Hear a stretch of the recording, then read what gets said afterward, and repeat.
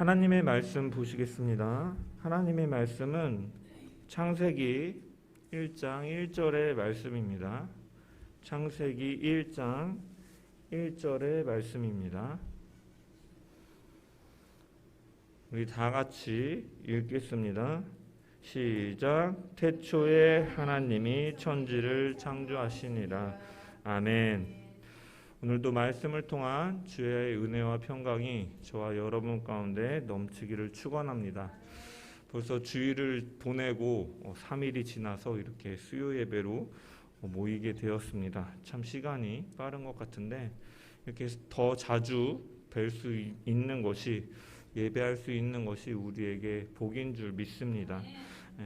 그래서 수요 예배 말씀을 이제 예배를 준비하면서 말씀을 어떻게 전하면 좋을까 좀 기도하면서 고민했는데 주일날 그동안 우리가 성서점과에 맞춰서 이 신약 성경 서신서를 쭉 해오다 보니까 구약 본문을 가지고 설교할 기회가 없는 것 같아서 수요일에는 구약을 가지고 설교를 해야겠다라는 생각이 좀 들었습니다. 그래서 그 중에서도 이제 성경의 첫 번째 책인 이 창세기를 가지고, 이 창세기는 우리의 신앙의 출발점, 기초가 되는 책이라고 할 수가 있기 때문에 창세기부터 다루면 좋겠다라는 생각이 들어서 수요일 날은 창세기를 가지고 당분간 은혜를 나누기를 원합니다. 그래서 오늘 본문인 창세기 1장 1절의 말씀은요, 기독교 신앙에 있어서 그 기초가 되고 굉장히 출발점이 되는 중요한 말씀이라고 할 수가 있습니다. 모든 성경이 다 중요하고 귀한 말씀이지만 우리의 신앙의 출발점이 되고 기초가 된다. 그래서 이 신앙이라는 것을 우리가 신앙이라고 한 단어로 표현할 수가 있지만 그 신앙 안에 담긴 그 내용들을 조금 우리가 디테일하게 좀 나눠보면 기독교 신앙은 크게 네 가지로 나눌 수가 있다. 네 가지로 좀 정의해 볼 수가 있는데, 첫 번째로 무엇이냐면 하나님이 모든 피조물을 창조하시고 그 피조물을 다스리신다라는 그 고백 속에서 나타나는 창조신앙이라고 할 수가 있습니다. 첫 번째로는.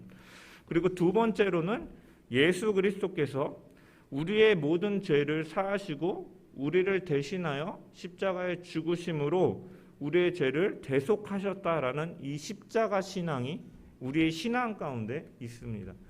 그리고 세 번째로는 그 십자가에서 죽으신 주님께서는 죄가 없으신 분이시고 하나님이시므로 죄와 사망의 권세를 이기시고 승리하셨다. 그래서 부활의 첫 열매가 되셨다.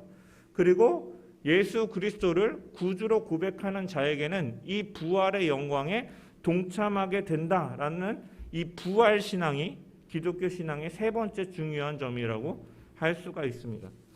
마지막으로 네 번째, 그 예수님께서 이제 이 땅에 다시 오실 때, 재림주로 오실 때 그 땅 이제 심판이 있을 것이다. 그리고 주님은 분명히 이 최후 심판 날에 다시 오실 것임을 믿는 재림신앙, 이 네 가지는 기독교 신앙에 있어서 타협할 수 없는 핵심 요소라고 정의할 수가 있습니다.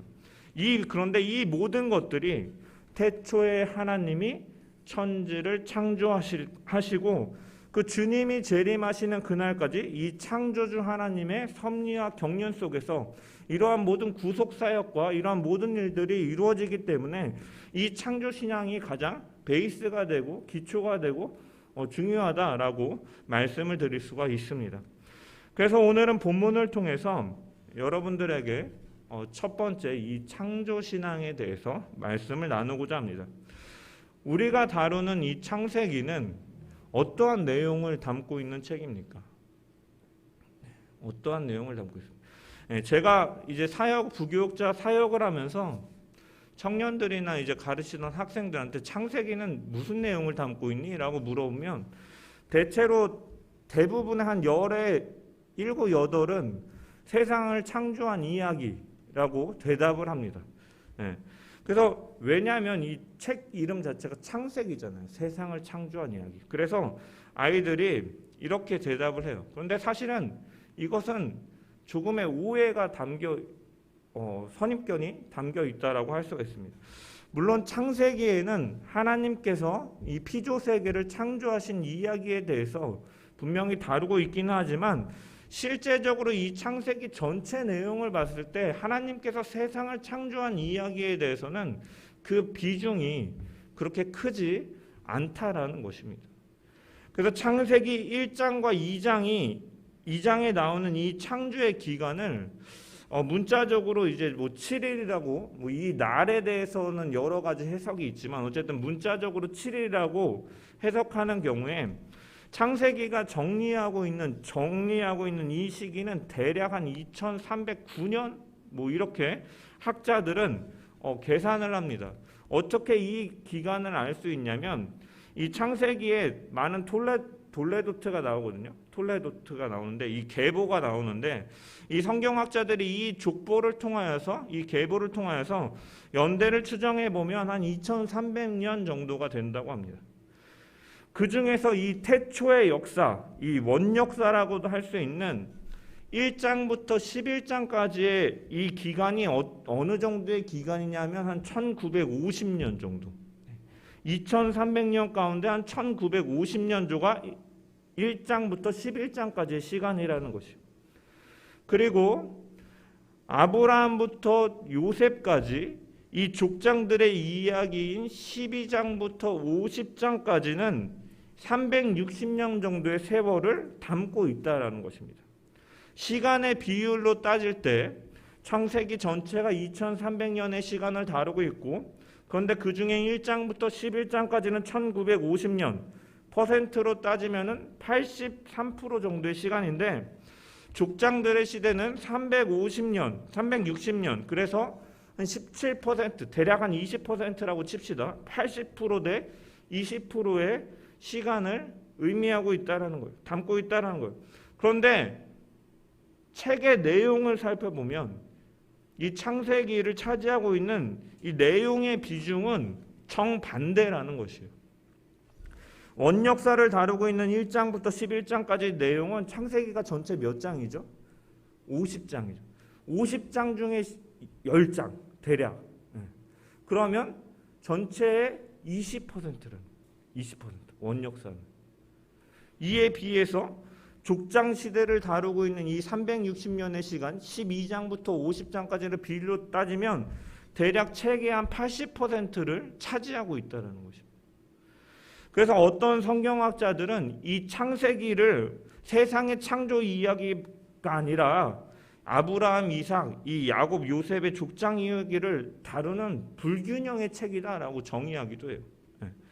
그리고 또한 어떤 학자들은 그러다 보니까 창세기라고 하지 말고 이 성경의 이름을 기원서라고 하자. 게네시스 기원이라는 의미가 있어요. 기원서 아니면 어떠한 것에 유래되었다라는 의미를 많이 담고 있으니까 유래서라고 하자라고 이렇게 주장을 하기도 합니다. 왜? 창세기에는 여러 가지 풍습이나 세상 일들에 대한 기원을 담고 있기 때문에 유래를 설명하고 있기 때문에 그래서 보면은 창세기를 보면 1장과 2장에는 인류의 기원에 대해서 기록하고 있죠.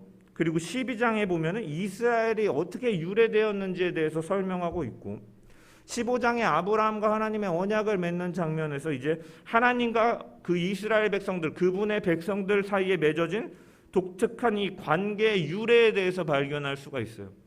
이외에도 2장에 보면 결혼이 어디서부터 기원된 것인가 아담과 하와의 이야기를 통해서 3장에서 죄는 어떻게 시작된 것인가 이 죄의 기원에 대해서 그리고 9장에 무지개가 지니는 이 상징성의 유래에 대해서 11장에 어떻게 이 세상에 여러 언어들이 생겨났는지의 유래에 대해서 그리고 뭐 10장부터 11장까지는 여러 종족들이 그 기원에 대해서 그리고 뭐 이스라엘 백성들이 환도뼈를 먹지 않게 된 이유는 뭐 무엇인가 뭐 이런 유래들에 대해서 설명하고 있기 때문에 어떤 학자들은 그래서 창세기라는 이름보다 기원서 유래서라고 말하는 것이 더 좋지 않겠는가라고 말하기도 합니다.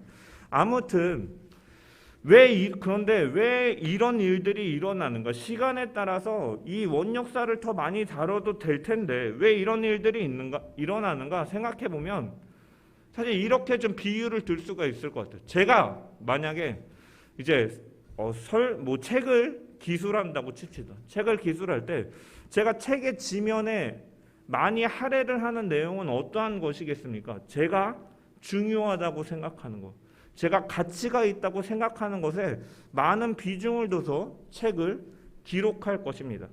마찬가지로 이 성경, 이 창세기의 불균형은 무엇을 의미하고 있냐면 성경이 어떠한 책인지, 하나님이 어떠한 것에 관심이 있는지를 드러내주는 것이라고 할 수가 있는 것이요.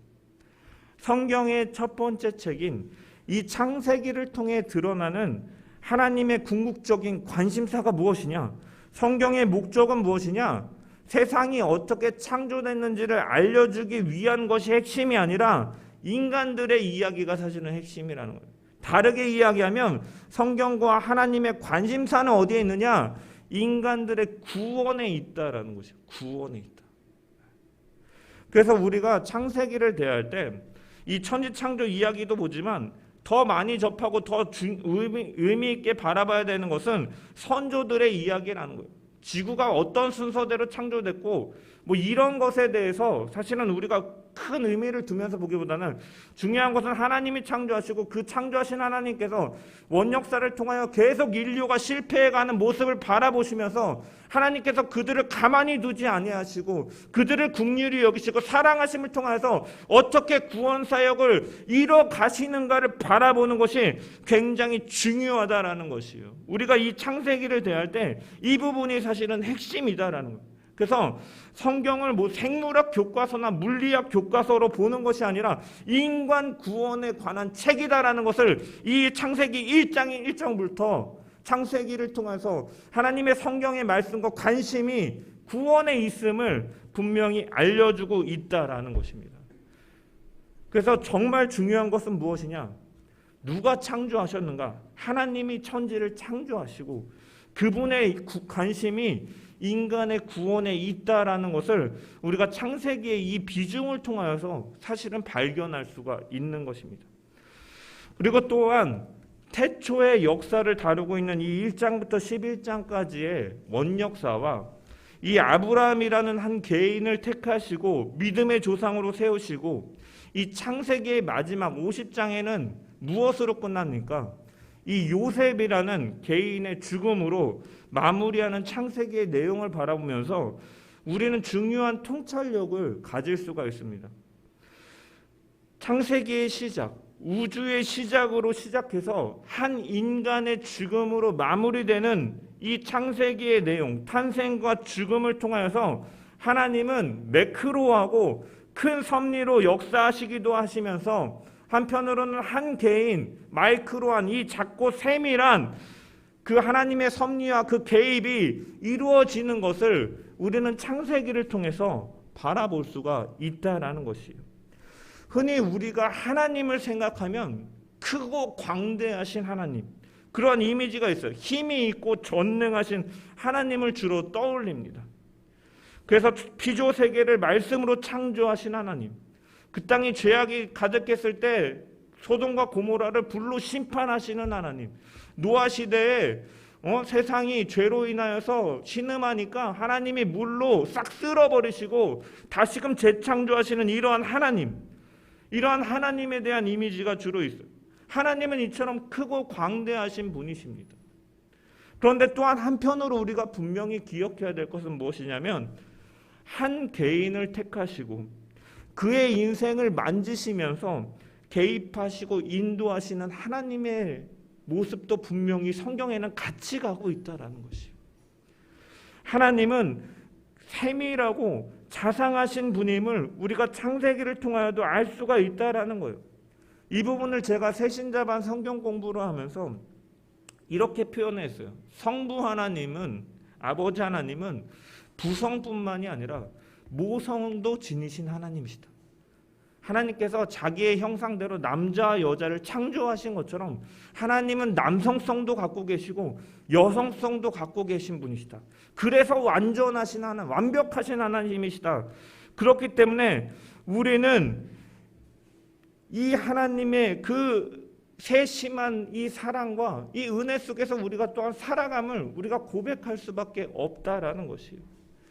우리가 때로는 인생을 살면서 실패한 것 같이 느껴질 때, 내가 생각한 것과 다르게 일들이 벌어질 때, 그래서 어떻게 보면 절망 가운데 낙심하고 슬퍼하고 눈물을 흘리고 있을 때 하나님은요 그냥 멀리서 크신 것들만 관여하시는 분이셔서 멀리서 야 별일 아니야, 괜찮아, 그거 작은 일이야, 아무것도 아니야 하면서 우리를 그냥 멀리서만 보시는 분이 아니라 우리의 절망 가운데 때로는 세심하게, 때로는 마이크로하게 오셔서 우리와 함께 하시고 우리와 공감하시고 우리를 위로하시고 때로는 우리와 속상해 하시면서 아파해 주시는 분이시다라는 거예요. 그리고 하나님은 그 옆에서 우리를 어루만지시면서 내가 너와 함께하니 다시 한번 힘내서 걸어보지 않을래, 시도해보지 않을래, 함께 말씀하시는 하나님이시다라는 거예요. 이 창세기는 이 하나님의 광대하심과 이 하나님의 세밀하심을 동시에 담고 있는 책입니다. 이 세밀함이 사실은 우리에게 큰 은총이고 축복이다라는 거예요. 이 세심함과 이 모성 때문에 하나님은 우리에게 독생자 예수 그리스도까지 아낌없이 내어주실 수 있었던 것이에요. 이 성자 예수님께서는 이 하나님의 마음, 이 세심한 마음, 사랑으로 나를 살리기 위해서 자기의 몸이 찢겨지고 채찍에 맞고 십자가에 못이 박혀 죽기까지 전혀 문제 삼지 않으시고 우리와 함께 하시고 우리를 위하여 대신 죽으시는 그러한 사랑을 보여주신 분이시다라는 것이에요. 이 하나님의 세심하심도 우리가 이 창세기를 통해 발견할 수가 있다. 이사야 선지자는 이렇게 말을 해요. 여인이 어찌 그 젖 먹는 자식을 잊겠으며 자기 태에서 난 아들을 긍휼히 여기지 않겠느냐. 그들은 혹시 잊을지라도 나는 너를 잊지 아니할 것이다. 하나님은 너희를 잊지 아니할 것이다. 그 세심한 하나님께서 우리를 실족하지 않게 하시려고 이스라엘을 지키시는 이는 졸지도 아니하시고 주무시지도 아니하신다 말씀하시는 것처럼 때로는 광대하게, 때로는 세심하게 우리의 인생을 만들어 가시고 인도하여 가시는 분이시다라는 것을 기억하며 그분을 의지하는 저와 여러분 되기를 소망합니다. 그 하나님이 성경을 통해서 계시하시는데 성경은 이렇게 시작해요. 태초에 하나님이 천지를 창조하시니라. 히브리어로 보면 베레시트 바라 엘로힘 에트 하샤마임 베트 하야레츠, 태초에 베레시트, 태초에 바라 창조하셨다. 엘로힘 하나님께서, 에트 하샤마임 베트 하야레츠 하늘과 땅을, 천지를. 이 7개의 히브리 단어로 구성된 이 한 문장에는 이 1절이 어떻게 보면 굉장히 짧은 말씀이지만 중요한 몇 가지 의미를 담고 있습니다. 첫 번째로 이 성경 1장 1절을 통해서 우리는 무엇을 발견할 수 있냐면 하나님 앞에서, 하나님의 말씀 앞에서 우리의 자세를 발견할 수가 있다. 우리가 행해야 될 자세. 우리는 하나님과 하나님의 말씀 앞에 겸손할 수밖에 없는 존재다라는 거예요. 여러분, 이 태초 하나님 천지 창조, 사실은 이 단어를 완벽하게 이해하는 인간은 없습니다. 우리가 이해하고 있다고 생각하지만 사실은 이해하지 못해요. 태초로부터 시작되었는데 이 태초가 정확히 언제인 때인지 아는 사람이 있습니까? 하나님에 대해서 정확히 아는 사람이 있습니까? 유한한 인간이 무한하신 하나님을 어떻게 다 이해할 수가 있습니까? 천지에 대해서는 다 압니까? 우리가 이 지구의 심해 아직 이 바다의 심해조차도 다 발견하지 못하는 것이 인간의 기술인데 저 우주의 광대한 저 멀리까지도 사실은 우리가 알지 못하는 인간입니다. 사실은 천지를 이해한다라고 하지만 우리는 천지를 다 알지 못해요. 창조도 마찬가지예요. 우리가 우리의 생존에 필요한 공기나 우리의 피나 이런 것들을 우리가 창조해낼 수 있냐라는, 없다라는 것이죠.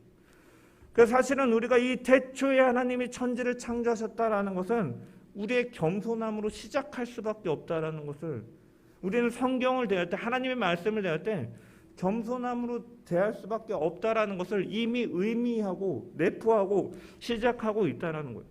특별히 보면 성경은요, 하나님의 존재를 이미 전제하고 시작하고 있습니다.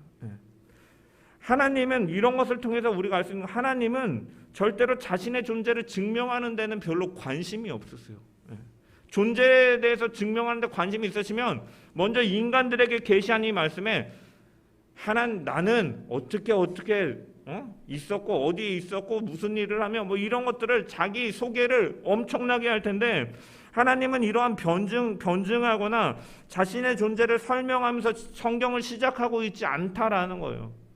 무슨 말이냐면 실제로 이미 설명이 필요 없을, 이미 있는 분이니까, 살아계신 분이니까, 실존하는 분이니까 설명이 필요 없이 그냥 전제로 하고 이 하나님이 창조하셨다라고 그 이유를 벌써 말씀으로 시작하고 있다라는 거예요. 이것은요, 사실은 이 성경이 기록된 이 고대 근동의 신화들과는 엄청난 차별점을 갖고 있는 것입니다. 고대 근동의 다른 신화들은요, 신들이 어떻게 태어났고 그들의 출처는 어떻게 되는가에 대해서 지대한 관심을 두고 있는데 반해서 성경과 하나님은 그것을 이미 전제하고 그 하나님이 모든 것을 창조하셨다라는 것에서 시작하고 있다라는 것이에요. 이것은 두 가지 의미를 담고 있어요. 하나님이 살아계시다라는 것, 실존하고 계시다라는 분은 그것은 설명할 필요도 없을 정도로 너무나 당연한 일이다라는 것이고, 또 한편으로는 유한한 인간이 무한한 하나님을 이해할 수 없기 때문에 그렇기도 하다라는 거예요. 설명해 준다고 니네가 다 알아? 다 이해나 할 수 있겠어? 욥에게 하나님이 말씀하신 것처럼. 그래서 우리가 사실은 하나님의 말씀 앞에 1장 1장부터 하나님과 하나님의 말씀 앞에 겸손함으로 시작할 수밖에 없다라는 것입니다. 그래서 우리 그 믿음의 이 선배라고 할 수 있는 토마스 아퀴나스는 이런 말을 했어요. 하나님이 누구신지 알 수 없음을 잊지 말라. 이것이 하나님에 대한 최후의 인간 지식이다 라는 말을 했어요. 평생을 신학을 연구하고 많은 신학에 귀중한 이 책을 쓰신 이 토마스 아퀴나스도 이런 말을 했다는 거예요. 그 겸손함만이 하나님을 바로 알아갈 수 있는 모습이기 때문에. 그래서 우리가 사실은 이 창세기 1장을 통해서 또 우리에게 주는 교훈은 무엇이냐면, 우리가 신앙생활을 하면서 빠지기 쉬운 오해 중에 하나는 나의 이 유한함 속에서 경험하고 본 하나님이 전부인 것 마냥 착각하지 말아야 된다는 거예요. 물론 우리가 하나님께서 이렇게 개인의 삶 가운데 역사하심을 통해서 내가 만난 하나님은 이런 분이야라고 말하고 간증할 수는 있지만 그 하나님이 하나님 전체를 증명하는 것은 아니다라는 거예요. 장님이 코끼리를 만났을 때, 장님 다리를 만져본 장님은 이 코끼리가 기둥같이 동그랗고 튼튼하고 이렇게 굵고 길게 생겼어 라고 말하고, 몸을 만진 사람은 코끼리는 이렇게 벽처럼 크고 이렇게 넓어 라고 말하고, 코를 만진 사람은 아니야 가늘고 유연해 라고 말하는 것처럼 사실은 그것은 일부분이고 전체를 대변할 수 없다라는 것, 분명히 우리에겐 한계가 있다라는 것을 인정해야 된다라는 거예요. 그래서 우리가 이 세상을 떠나 그 영이신 하나님께 우리가 서기 전까지는 우리는 완전히 하나님을 볼 수도 없고 이해할 수 없다라는 것을 창세기 1장 1절에서 발견하고 우리는 겸손함으로 하나님의 말씀 앞에 나아가야 된다라는 것이에요. 이 자세가 중요하다는, 성경을 대할 때. 그래서 이사야서 55장 8절에서 9절에 하나님은 이렇게 말씀하세요. 이는 내 생각과 너희의 생각이 다르며 내 길은 너희의 길과 다름이니라. 여호와의 말씀이니라.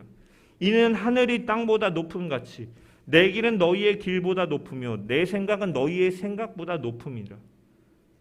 이처럼 영이신 하나님, 전능하신 하나님을 육체를 입고 유한한 인간이 다 이해하기는 불가능하다라는 것이죠. 그렇기 때문에 하나님께서는 친절하게 자신을 계시해 주신 것이 바로 성경을 통해서, 그리고 우리에게 주신 보혜사 성령을 통해서 우리가 알 수가 있는데, 그렇기 때문에 겸손함으로 그분의 성령의 인도하심을 구하고 지혜와 계시의 영의 인도하심을 구하며 말씀을 묵상할 때 하나님께서 허락해 주실 때 우리는 하나님을 알아갈 수가 있다라는 것이에요. 겸손하게 그분의 넓이와 깊이와 높이와 깊이를 우리가 알아갈 수 있다라는 거예요. 이것이 사실은 1장 1절에 태초에 하나님이 천지를 창조하셨다 이 선언 속에서 성경은 우리에게 요구하는 것이라고 할 수 있어요.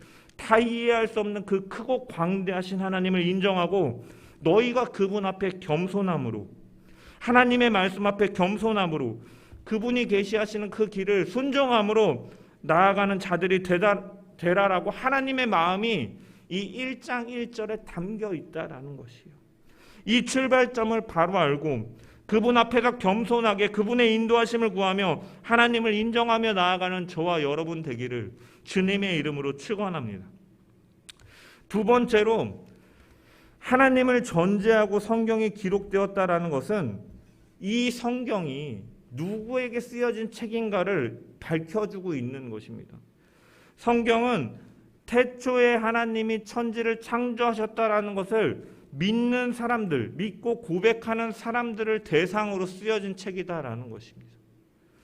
물론 믿지 않는 자들도, 타종교에 있는 자들도, 어떤 스님은 성경을 몇십 번 읽었다라고 하는데 성경을 읽으면 조금은 도움이 될 것입니다. 왜냐하면 일반적인 진리들도 분명히 성경은 담고 있기 때문이에요.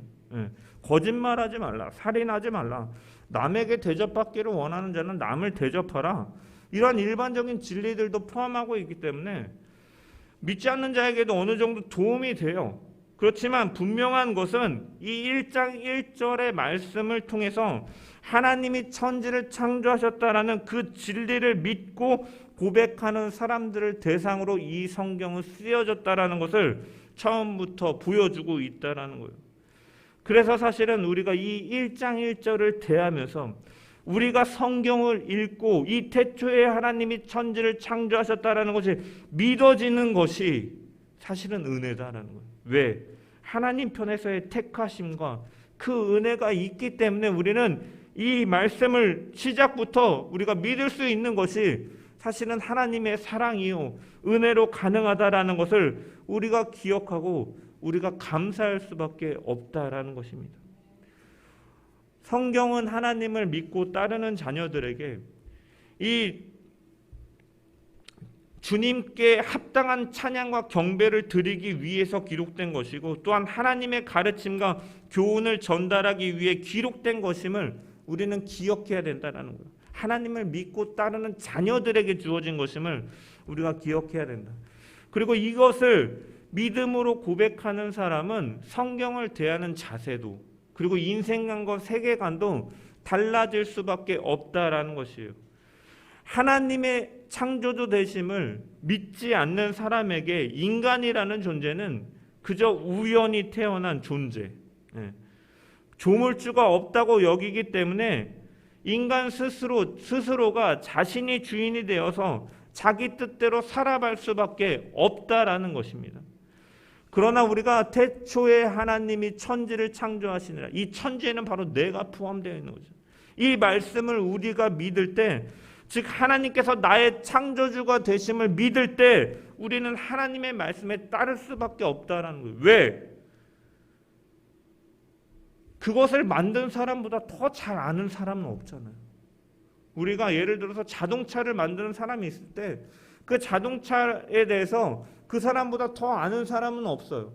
마찬가지로 하나님이 나의 창조주 되심을 믿는 사람은 이 성경 역시도 어떻게 보면 제품에 대한 사용 설명서와 같이 나를 만드시고 나를 지으신 하나님께서 우리를 위하여 주신 사용 설명서와 같은 가르침과 교훈과 하나님을 향한 경배와 찬양을 드리기 위해서 주어진 것임을 우리가 믿음으로 고백하는 것이고, 이것에 대해서 따라서 우리는 전적으로 신뢰할 수밖에 없는 거예요. 왜? 나보다 나를 더 잘 아시는 하나님께서 이것을 기록하신 것이기 때문에 이것을 믿고 의지할 수밖에 없음을, 어떤 의의도 제기할 수밖에 없고 오직 우리에게 요구되어지는 것은 순종밖에 없다라는 것을 사실은 이 1장 1절이 내포하고 있다라는 것입니다.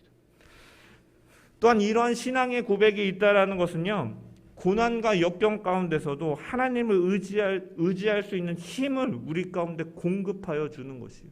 왜? 어떻게 보면 내가 예상할 수 없는 그러한 시련과 어려움 가운데 처해 있다 할지라도 그런 순간들조차도 나보다 나를 더 잘 아시는 하나님께서 이 순간을 만들어 가시고 우리를 훈련시키시는 과정이다라는 것이 믿음으로 고백되어지기 때문이에요. 천지를 창조하신 분이라는 것을 믿는다는 것은 하나님이 나를 이렇게 만드셨고, 그래서 지금 내가 겪고 있는 이 고난과 이 고통과 환난이 내가 이해할 수 없을지라도 하나님이 나를 만들어 가시는 과정이구나라는 것이 믿음으로 고백되어지기 때문에 때로는 그 순간 가운데서도 최선을 다하고 버틸 수 있는 힘을 우리가 얻게 되는 것입니다. 왜? 나보다 나를 잘 아시기 때문에. 내 머리카락 하나까지도 다 세시는 분이 이러한 시간을 허락하셨기 때문에 이 시간조차도 훈련의 과정이구나라는 것이 믿음으로 고백되어지며 묵묵히 걸어갈 수 있게 된다라는 거예요. 모세가 이스라엘 백성들을 이끌기 전에 미디안 광야에서 40년이라는 시간 동안 훈련받았던 거죠.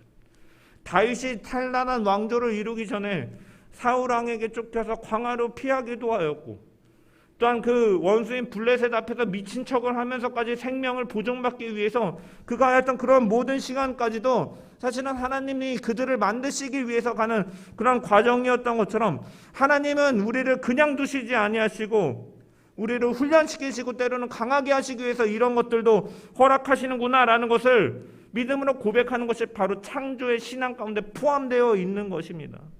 창조의 신앙을 가진다라는 것은 나에게 닥친 이 시련이 하나님께서 허락하신 것임을 또한 알고 맞설 수 있는 힘을 우리에게 주는 힘이다라는 것입니다. 우리가 이 하나님께서 우리를 하나님의 형상답게 살게 하시는 이 말씀을 통해서 그분의 뜻을 깨닫고 순종함으로 묵묵히 걸어가는 이 창조 신앙을 가지고 걸어가는 저와 여러분 되기를 주님의 이름으로 축원합니다. 세 번째로 태초에 하나님이 천지를 창조하시니라라는 말씀을 통해서 우리는 무엇을 할 수 있냐면, 태초가 있다라는 것은 끝이 있다라는 것을 끝으로 당연히 귀결되는 것이고, 이 모든 태초부터 이 종말에 이르는 시간이 누구를 통해서 이루어진다? 하나님의 모든 시간과 역사를 통해서 흘러가는 것임을 우리는 발견할 수가 있다라는 거예요. 역사는 태초로 시작되어지고 종말을 향해서 그 하나님의 섭리 속에서 달려가는 그러한 일직선과 같은 의미를 담고 있다는 거예요. 태초에 하나님이 천지를 창조하셨다는 것은 그 하나님의 섭리 가운데, 통치 가운데 이 시간은 흘러가고 태초가 있다는 것은 결국 끝이 있다는 것이에요. 그래서 이 모든 시간 가운데는 하나님의 목적과 통치와 섭리와 경륜이 흐르고 있다는 것을 우리가 기억해야 된다는 거예요. 하나님의 목적 속에서 흘러가고 있다. 이것을 하나님의 섭리 경륜이라고 이야기하는 것이죠. 그것을 알게 된다면, 이 창조의 신앙을 가지고 있다는 것은 절망하지 않는다라는 거예요. 때로는 우리의 인생 가운데 하나님을 따르지 않는 자들은 더 잘 먹고 잘 살고 더 부유하고 행복하게 살아가는 것 같고, 내가 하나님을 믿는 신앙을 가지고 있으면 그들과 비교했을 때 불행한 것 같고 행복하지 않은 것 같지만, 이러한 그럼에도 불구하고 절망하지 않을 수 있는 것은 하나님의 목적 가운데 이 모든 시간들이 이루어가지고 있고 다스려가고 계시다라는 것을 믿음으로 고백하기 때문에, 이 사실을 믿는 사람은 불평하거나 절망하거나 낙심하거나 포기하는 것이 아니라 지금 처한 삶 속에서 그 의미를 발견하고 그 가운데서 하나님의 뜻을 물으며 최선을 다해서 살아가게 된다라는 것입니다.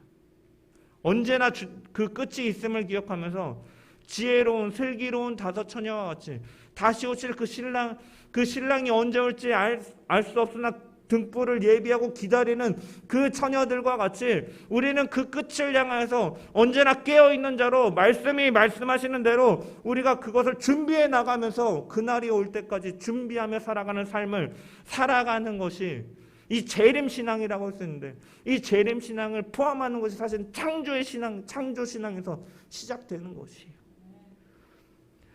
우리가 이처럼 결국 끝에 가면 하나님이 판단하시고 하나님이 심판하시고 그 뜻대로 이루어질 것을 알기 때문에 당장에 내 뜻대로 이루어지는 것 같지 않다 해도 낙심하거나 실망할 필요가 없다는 거예요. 왜? 태초부터 종말까지 모든 것은 하나님의 의지와 목적대로 흘러가고 있고 이루어지기 있기 때문이다라는 것이에요. 그래서 우리가 이 시대를 살면서 이 창조주 하나님을 믿는다라는 것은 그 끝이 있음을 알고 하나님의 섭리를 믿으면서 최선을 다해서 살아가는 것을 의미하는 것이다라는 것을 우리가 기억하면 날마다의 삶 속에서 이 날도 하나님께서 허락하신 날이고 하나님의 목적 가운데 있는 날이다라는 것을 믿음으로 고백하며 그 가운데서 하나님의 뜻을 물으며 순종함으로 나아가는 저와 여러분 되기를 주님의 이름으로 축원합니다. 말씀을 마무리합니다. 태초에 하나님이 천지를 창조하셨다라고 선언하는 창세기는 하나님이 어떠한 분이신지 그리고 이 성경이 무엇을 위해 누구를 향해 쓰여졌는지 분명히 보여준다라는 것이에요. 성경은 하나님을 믿는 자들을 향해서 쓰여졌고 이 하나님의 관심사는 이 하나님 인간들, 이 하나님의 백성들을 구원하시는 데 관심이 있고 이 하나님께서는 모든 만물을 창조하신 분이시다라고 성경은 증언하고 있다라는 거예요. 우리가 이 신앙의 고백으로 살아가길 소망합니다. 태초에가 있다는 것은 끝을 향해 가고 있다는 것이고 그 이후에는 심판이 있기 때문에 이 흘러가는 과정 속에서 하나님의 섭리 가운데서 흘러가는 것임을 우리가 믿음으로 이 날마다의 삶 속에서 이 목적을 잃지 않는 하나님의 목적을 이뤄가는 삶의 도구로서 사용되어지는 저와 여러분 되기를 주님의 이름으로 축원합니다. 이 창조 신앙을 결국 한마디로 제가 장황하게 얘기했지만 요약하면 중요한 것은 무엇이냐? 그 만물을 만드시고 창조하신 하나님이 우리를 만드시고 우리를 인도해 가신다라는 것입니다. 나를 창조하신 하나님, 나보다 크신 하나님, 문제보다 더 크신 하나님, 때로는 그 하나님께서는 크고 광대하게, 때로는 작고 세심하게 우리의 삶을 주관하시고 개입하시고 인도해 가고 계시다라는 그 사실을 우리가 고백하면서 이 창조의 신앙으로 하나님을 창조주로 인정하고 살아가는 그리스도인 되는 저와 여러분 되기를 주님의 이름으로 축원합니다.